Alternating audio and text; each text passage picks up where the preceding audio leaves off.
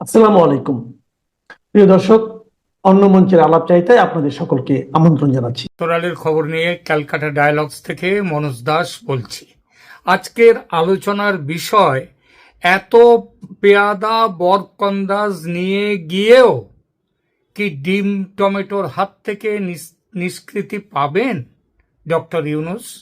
এই বিষয়টি বাংলাদেশের অন্তর্বর্তী সরকারের প্রধান উপদেষ্টা ডক্টর মোহাম্মদ ইউনূস 3 রাজনৈতিক দলের 4 নেতা, তার মধ্যে বিএনপির 2 জন, আর জামাতের 1 জন এবং এনসিপির 1 জন, মানে তার নিজের দলের 1 জন, এই 4 নেতাকে সঙ্গে নিয়ে আজ 21শে সেপ্টেম্বর রবিবার রাতে তিনি নিউ ইয়র্ক যাচ্ছেন জাতিসংঘের 80তম বার্ষিক সাধারণ সম্মেলনে অংশ নিতে।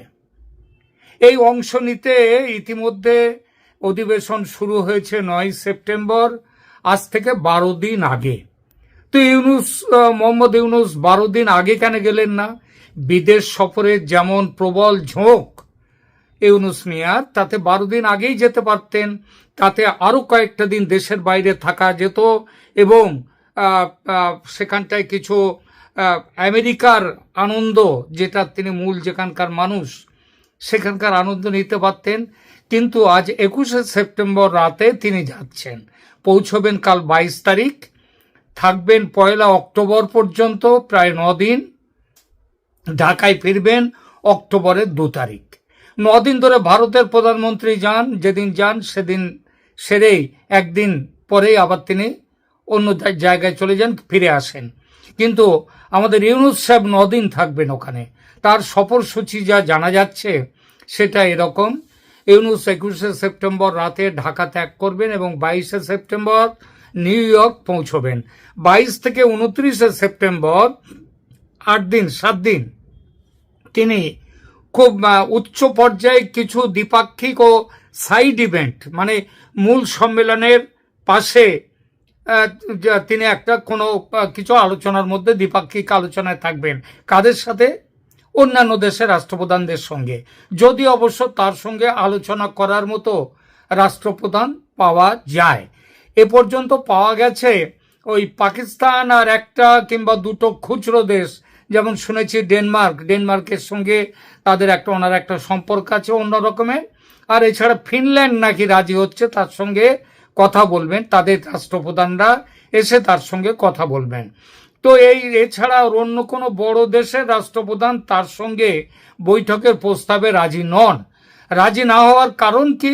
কারণ বাংলাদেশে ইউনূস সরকারের মানবাধিকার সংক্রান্ত রিপোর্ট এবং এই বাংলাদেশ নামক একটা দেশ থেকে, একটা উঠতি দেশ যা দরিদ্র দেশ থেকে উন্নতিশীল দেশে পৌঁছে গিয়েছিল, তাকে এত অল্প সময়ে ডকে তোলার যে রেকর্ড তিনি সৃষ্টি করেছেন, সেই রেকর্ড দেখে কেউ আর তার সাথে তেমন আলোচনায় বসতে চাইছেন না। আজ থেকে 1 বছর আগে যেটা অনেকেই চেয়েছিলেন, যে আর এই যে ডকে তোলার রেকর্ড এবং মানবাধিকার সংক্রান্ত রেকর্ড যেটা তিনি তৈরি করেছেন তার এই 1 বছরের শাসনে, তা কিন্তু শেখ হাসিনার তার 15 বছরের শাসনেও সেটা করতে পারেননি। এই দেখুন না, আজ ইউনূস মিয়া যাচ্ছেন নিউ ইয়র্ক, যে কথা দিয়ে শুরু করেছিলাম, ডিম টমেটোর কথা, এইবার সেই প্রসঙ্গে আসে। আজ ইউনূস মিয়া যাচ্ছেন নিউ ইয়র্ক, আর আজই আন্তর্জাতিক মিডিয়ায় বাংলাদেশের বর্তমান পরিস্থিতি নিয়ে বেশ কিছু সমালোচনামূলক প্রতিবেদন প্রকাশিত হয়েছে। আন্তর্জাতিক সংবাদ মাধ্যম বাংলাদেশে মিডিয়ার ফ্রিডম নিয়ে, প্রেস ফ্রিডম নিয়ে উদ্বেগ জানিয়ে লিখেছে, 412 জন সাংবাদিকের বিরুদ্ধে মামলা করে তাদেরকে হয়রানি করা হচ্ছে বাংলাদেশে। 39 জন সাংবাদিক গ্রেপ্তার। এই হিসাবটা অন্তত আমাদের হিসাবে, আমরা যে হিসাব পেয়েছি ওখান থেকে, তাতে ছোট বড় সাংবাদিক সব মিলিয়ে 100-র ওপরে সাংবাদিক তাদেরকে গ্রেপ্তার করা আছে। সম্ভবত 142 জনের মতো একবার একটা খোঁজ নিয়েছিলাম।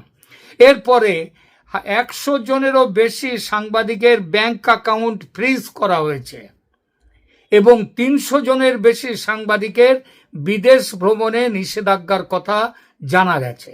কলিমুল্লাহ সাহেব, মঞ্জুরুল হাসান পান্না, তাদেরকে এরকম আটকে রেখে দেওয়া হয়েছে ওই মানে বিনা বিচারে প্রায় বিনা বিচারে তাদেরকে আটকে রাখা হয়েছে। কবে তাদেরকে ছেড়ে দেওয়া হবে তার কোনো ঠিক ঠিকানা নেই। আর তাদের বিরুদ্ধে যে মামলাগুলো দেওয়া হচ্ছে সে মামলাগুলো সব আবার হাসিনার আমলের যে মামলার বিরুদ্ধে বিরাট সব আন্দোলন হয়েছিল সেই মামলাগুলো, সেই ধারায় এইসব মামলা দেওয়া হচ্ছে। তো ভারত ভিত্তিক সাংবাদিক সংগঠনগুলো ইউনূসের কাছে চিঠি লিখে বাংলাদেশি সাংবাদিকদের হয়রানি বন্ধ করতে অনুরোধ করেছে, ফলাফল যদিও শূন্য। তাছাড়া গত বছরের জুলাই বিপ্লব যে আসলে মার্কিনী ষড়যন্ত্র, সেই সত্য এখন এতটাই সারা দুনিয়া জেনে গেছে যে কোনো দেশ আর তার সঙ্গে আলোচনায় বসতে চাইছে না। এখন তাদের কাছে আর এই ইউনূসের পরিচয় শান্তির নোবেল জয়ী হিসেবে নয়, তাদের পরিচয় হচ্ছে বাংলাদেশকে অধঃপথে নিয়ে যাওয়ার জন্যে দায়ী যে শাসক, সেই শাসকের পরিচয়। জাতিসংঘ সাধারণ অধিবেশনে আগেই বলেছি বাংলাদেশের পক্ষে ইউনূস সাহেব ভাষণ দেবেন 26শে সেপ্টেম্বর। 30শে সেপ্টেম্বর তিনি রোহিঙ্গা ও অন্যান্য সংখ্যালঘু বিষয়ে, রোহিঙ্গা ওই যে সংখ্যালঘুর বিষয়টা বললাম, ওটাও সারা পৃথিবীতে অত্যন্ত সোচ্চার হয়ে গেছে যে সংখ্যালঘুরা অত্যাচারিত হচ্ছে ভয়ঙ্করভাবে। কোন সংখ্যালঘু? ধর্মীয় সংখ্যালঘুরা। এবং সেই পর্যায়ে জাতিসংঘ এখন একটা আলাদা আলোচনা সম্মেলন করতে যাবে, সেখানে 30শে সেপ্টেম্বর, সেখানে ইউনূস মিয়া সেখানে অংশ নেবেন। এরপর 1 অক্টোবর তার দেশে ফেরার বিমানে ওঠার কথা। ঢাকায় নামবেন 2রা অক্টোবর, যদিও অবশ্য 1 অক্টোবর নিউ ইয়র্ক থেকে তিনি ফেরার বিমানে চাপেন, তবেই ফিরবেন। তার না ফেরার সম্ভাবনা নিয়েও বাংলাদেশের বিশেষ করে সোশ্যাল মিডিয়া, কারণ বাংলাদেশের যে মেন স্ট্রিম মিডিয়া সেটা এখন একেবারে কর্তা ভজা হয়ে গেছে, যাকে বলে ইউনূসের কোলবালিশ হয়ে বসে রয়েছে। তো এমন যারা এই সোশ্যাল মিডিয়া বাংলাদেশের যে প্রতিবাদী কণ্ঠস্বর সেটাকে তুলে রেখে দিয়েছে সোশ্যাল মিডিয়ার এমন অনেকে আছেন যারা বলছেন ইউনূসের নাকি না ফেরার মতলব ছিল, না ফেরার মতলব মানে তিনি মুক্তি চাইছেন, সেটা যাতে করতে না পারেন তার জন্য 3 প্রধান দলের ওই যে 4 বড় নেতা সঙ্গে যে গেছেন, সেটা ওই কারণেই তাদের যাওয়ার উদ্দেশ্য পালাতে নাহি দিব। আগেই বলেছি জাতিসংঘের অধিবেশন শুরু হচ্ছে 9 সেপ্টেম্বর। ইউনূস মিয়া 9 তারিখে না গিয়ে 12 দিন পরে 21 তারিখে যাচ্ছেন। নিজের পকেটের কড়ি না খসিয়ে রাজার হালে 12 দিন আমেরিকায় না থাকার লোভ যে তিনি সামলেছেন, সেটা আমাদের কাছে খুবই আশ্চর্যজনক ঘটনা। কারণ গত 13 মাসে তিনি এইটা নিয়ে বোধহয় 14 কিংবা 15 নম্বর বিদেশ সফর হবে তার। যাকে এবার অন্তত তিনি 12 দিন আগে যাননি, তার ফলে লাভ হয়েছে বাংলাদেশের এক্সট্রা কয়েক কোটি টাকা বাঁচলো। 12 দিন আগে গেলে খরচ তো আরো কয়েকশো টাকা হতো। তবে শোনা যাচ্ছে এবারের খরচ নাকি কম নয়। কেন কম নয় সে প্রসঙ্গে আসছে পরে। তবে অন্য দিক দিয়ে এবার নাকি 700 কোটি টাকার উপরে খরচ হবে, এই যে তার দলবল নিয়ে তিনি যাচ্ছেন সেই জন্যে। তো যাই হোক, তিনি যে 12 দিন আগে যাননি তাতে অনেকটা খরচ কমেছে, এবং অন্য দিক দিয়ে অবশ্য এতে বাংলাদেশের এক্সট্রা কয়েক কোটি টাকা বেঁচে গেছে, এটাও ঠিক 12 দিনের জন্যে। তবে অন্য দিক দিয়ে অবশ্য বড় রকম গচ্চাও যাচ্ছে দেশের, যেটা বলছিলাম। শুনছি এবার তার সঙ্গে নিরাপত্তা রক্ষীদের একটা বড় সড়ো দল যাচ্ছে। এত বড় দল সাধারণত কেউ নিয়ে যায় না, অন্য কোনো রাষ্ট্রপ্রধানরা, যেটা ওনার সাথে যাচ্ছে। বাংলাদেশের বিভিন্ন সোশ্যাল মিডিয়া জানাচ্ছে ইউনূস সাহেব নিউ ইয়র্কে প্রচুর হেনস্থার শিকার হবেন দেশ শাসনে নিদারুণ ব্যর্থতার জন্য, দেশের সর্বনাশ করার জন্য। এবং আমেরিকা শুধু নয়, ইউরোপের বিভিন্ন দেশ থেকে কয়েক হাজার বাংলাদেশি ইতিমধ্যে জড়ো হয়েছে নিউ ইয়র্কে ইউনূসকে স্বাগত জানাবার জন্যে। ফুলের মালা কিংবা ওই ফুলের বোকে নিয়ে নয়, পচা ডিম এবং পচা টমেটো ছুঁড়ে, ওটাই হচ্ছে ওদেশের নিয়ম। ওদেশের নিয়ম ওইভাবেই, তারা জুতো টুতো ছোড়ে না, পচা ডিম ছোড়ে প্যাকেট ভর্তি করে নিয়ে আসে, পচা ডিম পচা টমেটো যাকে পছন্দ নয় তার দিকে ছোড়ে। এবং এই ছোড়াটা এবার নাকি ভয়ঙ্কর রকমে বাড়বে ইউনূস সাহেবের দেশের ওপরে। বেশি নিরাপত্তা রক্ষী নেওয়ার কারণ নাকি ওই ডিম টমেটো থেকে তাকে বাঁচাবার জন্যে। আর কারণ যাই হোক, নিউ ইয়র্কের অন্য কারণ যাই হোক না কেন, নিউ ইয়র্কের মলে এখন ডিম এবং টমেটো পাওয়া যাচ্ছে না, নাকি এজন্যই সবাই বেশি করে কিনে ফ্রিজের বাইরে ফেলে রাখছে যাতে তাড়াতাড়ি পচে, কারণ না পচলে ঠিক জমে না ব্যাপারটা। অবশ্য শুধু নিরাপত্তা রক্ষীরাই যে ইউনূস সাহেবকে রক্ষা করবে তা নয়, রাজনৈতিক দলের নেতারাও যাচ্ছেন ডিম টমেটো ভাগাভাগি করে নিজেদের নিতে পারেন, যাতে ইউনূস সাহেবের ভাগে কিছুটা কম ডিম পচা টমেটো পড়ে। ওই যে সেই কথাই আছে না কবিতায়, 10 মিলি করি কাজ, হারি জিতি নাহি লাজ। তো ডিম টমেটো ভাগ করার জন্য আরো 4 জন যাচ্ছে। কিন্তু এই নেতাদের কি শুধু এইটাই যাওয়ার সঙ্গে নেওয়ার কারণ? না, আরো একটা কারণ আছে। একটা নয়, আরো একাধিক কারণ আছে, আসছি সেই প্রসঙ্গে। কি কারণ? যাতে ওই দলগুলোর সমর্থকরা, ওই বিএনপি, জামাত, এনসিপিরও কিছু দু এক পেজ থাকতেই পারে, দেশেই নেই তো বিদেশে কি থাকবে। তো যাই হোক, তাদের নেতাকে বাঁচাতে যদি ওই দলগুলোর সমর্থকরা মাঠে নামে, তাহলে ইউনূস সাহেব আবার অনেকটা বেঁচে গেলেন। তারা প্রতিরোধ গড়ে তুললে ইউনূস সাহেবের দিকে ডিম কম আসবে, পচা ডিম। আর তারা বাঁচলে, মানে এই নেতারা বাঁচলে বাঁচবেন মিয়া ইউনূস। এই বুদ্ধির খবর ওই নেতারা যে পাননি তা নয়, তারাও কিন্তু মনে মনে চাইছেন যে ইউনূস কিঞ্চিত পালিশ হোক, তাকে পালিশ করা হোক। বড় বার বেড়েছে, জামাতের কথা শুনছে না, বিএনপি ডিসেম্বরের মধ্যে ভোট চাইছে, সেটা শুনছে না, ফেব্রুয়ারিতেও করবে কিনা তার ঠিক নেই। যাই হোক, তো তারাও চাইছে যে ইউনূস কিঞ্চিত পালিশ হোক।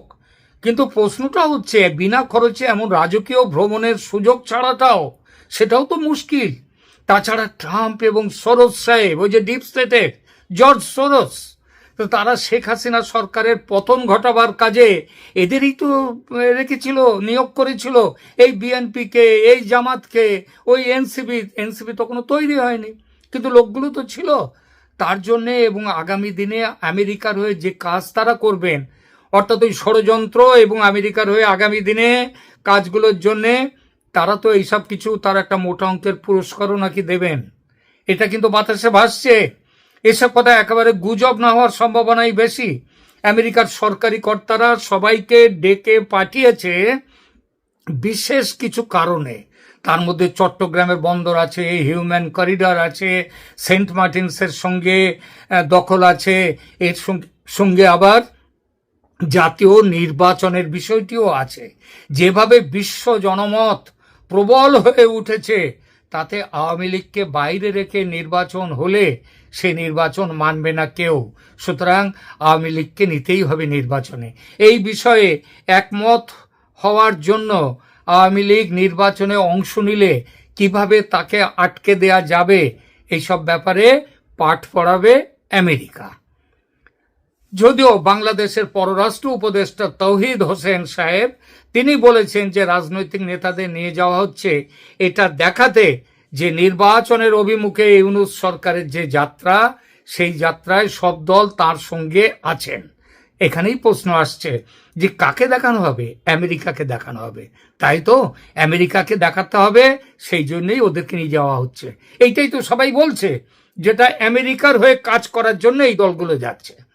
ইউনূস যে এবার প্রবল হেনস্থার শিকার হবেন, তার নানান সংকেত চারদিক থেকে মিলছে। বাংলাদেশের সামাজিক মাধ্যমে ইউনূসের বিরুদ্ধে সমালোচনা রয়েছে, তবে এর মূল প্রেক্ষাপট গত বছরের ঘটনার সঙ্গে সব যুক্ত।